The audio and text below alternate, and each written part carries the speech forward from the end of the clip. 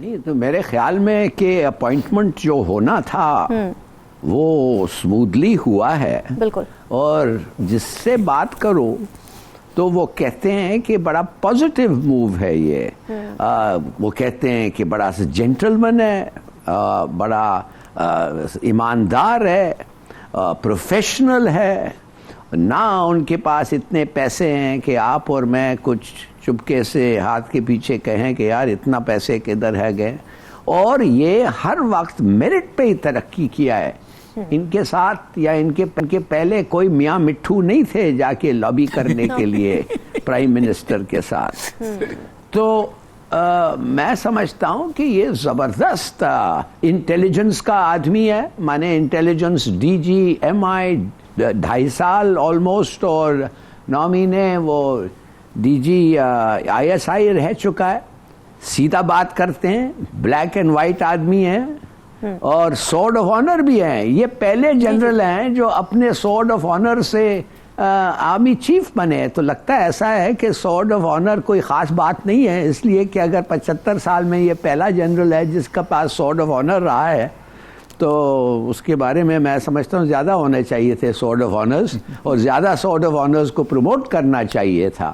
ایک چیز میں آپ کو ضرور یہ کہوں گا کہ عاصم صاحب جو ہیں وہ پینما کیسز کو انویسٹیگیٹ کیا تھا, اور سنا یہ ہے کہ نواز شریف کے خلاف جو کیس تھا, جو پینما کیس سے, ان کے انویسٹیگیشنز کے بیسس پہ اس کو, میں نہیں کہتا ان کو نکالا اس لیے, مگر ان کی انویسٹیگیشنز کے بیسس پہ یہ کیس کافی حد تک چلا ہے. مگر دیکھیے بات سیدھی سادی ہے, بات سیدھی سادی ہے. ہم جو بھی سنیں لوگوں کو, جتنا بھی لوگ تعریف کریں, کیا وہ آرمی کی پریسٹیج اور آرمی کی پاپولیرٹی, مانے ان کی عزت اور ان کی پاپولیرٹی عوام میں ریسٹور کر سکتے ہیں؟ یہ ہے ان کا بڑا چیلنج. اور کیا ایک اچھے طریقے سے وہ امپائر بن سکتے ہیں؟ یہ بھی ایک چیلنج ہے. اور پھر دیکھنا پڑے گا کہ ان کے اپنے کون سے اپوائنٹمنٹس ہیں. کیا ہمارے جو بڑے بڑے عہدوں پہ لوگ ہیں جو کنٹروورشل ہو گئے, کیا وہ رہیں گے یا نہیں؟ پولیٹیشینز کے خلاف بڑے کیسز ہیں, کیا وہ چلیں گے کہ ان کو کولڈ سٹوریج میں ڈال دیا جائے گا؟ اہم پوائنٹ. کیا الیکشنز کے بارے میں ان کا کیا سوچ ہے؟ ان میں اکنامک ٹیم جو ہونا چاہیے اس ملک کے, اس کے بارے میں کیا سوچ ہے؟ یہ سب چیزیں جو ہیں ڈٹرمن کریں گے ان کی کامیابی. اور انشاءاللہ وقت جب آ رہا ہے اس میں پتہ چل جائے گا. دیکھیے سیاست سے دور رہنے کے لیے یہ تو آپ کو کہنا پڑے گا کہ ہمارے پولیٹیشنز اکٹھے ہوں, ان میں اتفاق ہو, بہت امپورٹنٹ, ان میں اتحاد ہو. اگر یہ نہیں ہے تو وہ کیسے سیاست سے دور رہے گا بھائی؟ اگر یہ لڑتے رہیں تو یہ ان کو دخل دینا ہی پڑے گا. تو میں سمجھتا ہوں کہ یہ سب باتیں جو ہیں اچھی باتیں ہیں, مگر یو ہیو ٹو سی کہ ہمارے سیاستدان کیا کرتے ہیں, کیا کر رہے ہیں الیکشنز کے بارے میں, کتنا لڑیں گے اس کے بارے میں, اور ان کو بڑا کیئرفلی سٹیپ کرنا پڑے گا. اس لیے اگر ایک سائڈ پہ جائیں تو وہ کہیں گے یار ان کے سائڈ لگائے, ادھر جائیں تو کہیں گے اس کے سائڈ لگائے. تو میں سمجھتا ہوں کہ بڑا مشکل کام ہے ان کا. اور میں سمجھتا یہ بھی ہوں کہ ان کو جو ملک کے لیے اچھی چیز ہے وہ کرنا چاہیے, پریشر میں نہیں آ کے کرنا چاہیے.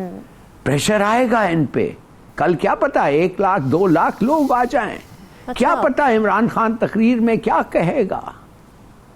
مگر کیا میرے خیال میں ان کو بیٹھ کے ان لوگوں کے ساتھ اسٹیبلش کرنا چاہیے ایک کمفرٹیبل ریلیشن شپ, بات کر کے ایک ایک کو کنونس کرنا چاہیے کہ ہم سب جو ہیں ہم مل کے چل سکتے ہیں. اپنی پارٹی, مانے عمران خان بیٹھ کے ان کو کہنا چاہیے یہ میرا گولز ہیں, آپ بتائیں, اور وہ ان کو پوچھیں. تو میرے خیال میں اب بڑا یہ ایوری تھنگ کل کے اس پہ بہت ساری چیزیں ڈپینڈ کر رہے ہیں. اور اکانومی ہے, آپ کو پتا ہے کہ کیا ہو رہا ہے؟ $4 بلین کے چیزیں کھڑے ہوئے ہیں, ان کو کلیئرنس نہیں آ رہے ہیں, یہ نہیں کھل رہے ہیں, LCs نہیں کھل رہے ہیں. حوالہ کا ریٹ $30 بڑا ہو گیا ہے نسبتاً آفیشل ریٹ سے, کوئی پیسے نہیں بھیج رہا ہے through the banks.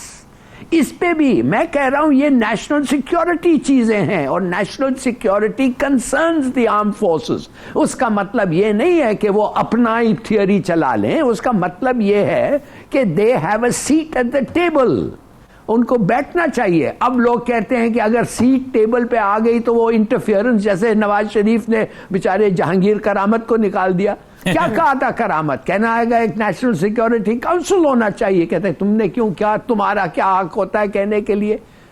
And he left. بھائی حق کیا ہوتا ہے؟ بالکل حق ہوتا ہے, آپ جان دے سکتے ہیں ملک کو دفاع کرنے کے لیے, مگر آپ ٹیبل پہ بیٹھ کے آپ اپنا اوپینین نہیں دے سکتے.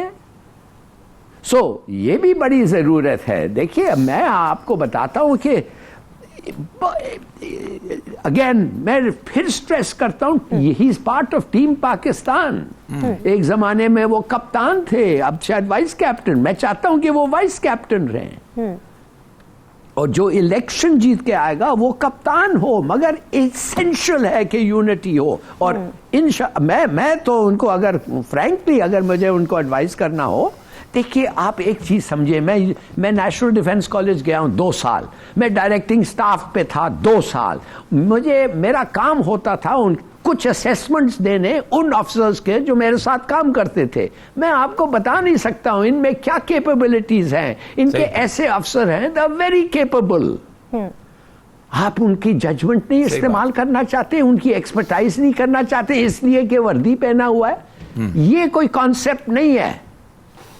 معاف کریے, آپ جا کے دیکھیں کیا کرتے ہیں چین میں whether you are in uniform or out of uniform کوئی فرق نہیں پڑتا ہے.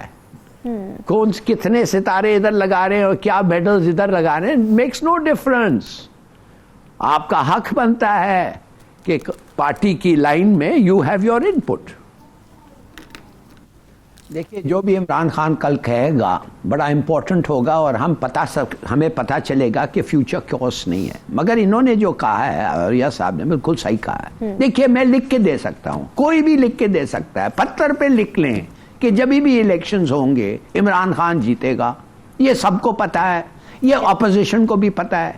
مگر ان کی آپ دیکھیں, ان کا لسٹ فار پاور یہ ہے کہ یہ ایک دن کھینچیں گے, حالانکہ اکانومی تباہ ہو رہا ہے.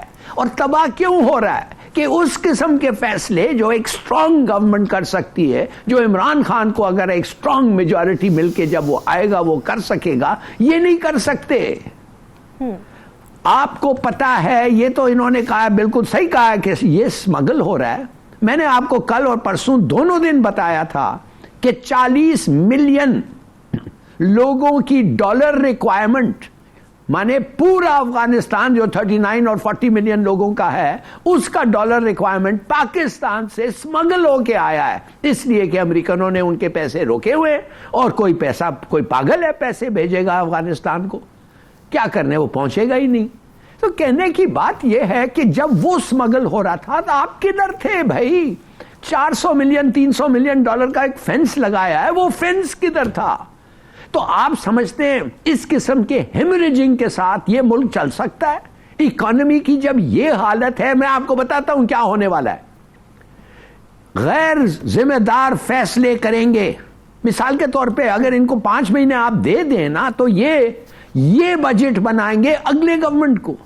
یہ جو بغیر الیکٹ ہو کے آئے ہیں, یہ جو ایک ایسے طریقے سے آئے ہیں جو سب کو مشکوک لگتا ہے, all dubious tactics, یہ لوگ آ کے اگلا بجٹ بنائیں گے.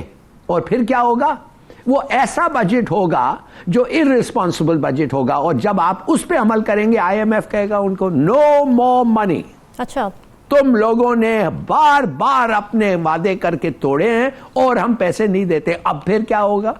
آپ کس کے پاس جائیں گے؟ تو کین یو ناٹ سی دس؟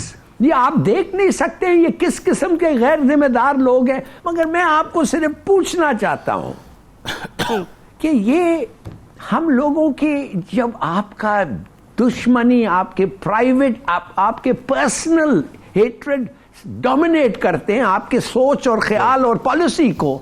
आप इनके हाथ में एक पूरा मुल्क देना चाहते हैं, और कब तक? तो ये मैं समझता हूं, ये एक बात है जो ये नई आर्मी जो लीडरशिप आए उनको सोचना चाहिए। वो बाद में बेशक आजम स्वाति का सोचें और अरशद शरीफ का सोचें, अच्छा। मगर ये जो है इस वक्त, ये बातें जो हैं इस वक्त we need his attention on this thing कि ये ऐसा चल नहीं सकता। 16% कर दिया है सूद, 1% आज बढ़ गया है सूद। बिल्कुल आज बढ़ गया। यार for God sake get a grip.